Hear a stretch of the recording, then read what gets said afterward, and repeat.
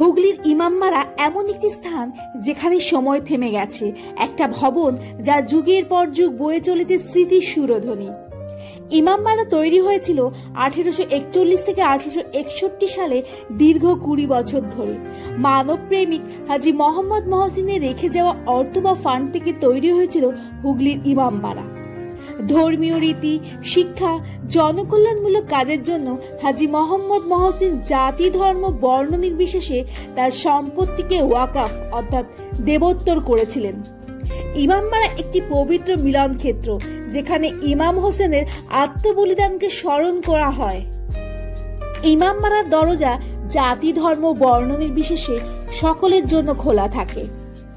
হুগলির ইমামবাড়া বিখ্যাত তার ঘড়ির জন্য।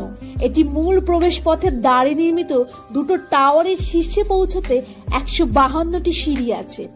একদিকে পুরুষ ও অন্যদিকে মহিলাদের ওঠার আলাদা ব্যবস্থা আছে। 1852 সালে ঘড়িটি 11,721 টাকা দিয়ে কেনা হয়েছিল। মেসার্স ব্ল্যাক অ্যান্ড হ্যারিকং এর বিগ ব্যান লন্ডন থেকে সৈয়দ কেরামত আলী এটি কেনেন। ইমামবাড়া চত্বরে রয়েছে একটি সূর্য ঘড়ি। রোদ ঝলমলে দিনে ছায়া দেখে অত্যন্ত নির্ভুলতার সাথে সময় বলে দেওয়া যায়। আশা করব ভিডিওটা আপনাদের ভালো লেগেছে। তাহলে এখানেই বিদায় নিচ্ছি, দেখা হবে পরের পর্বে। সুতরাং ভালো থাকবেন, সুস্থ থাকবেন। নমস্কার।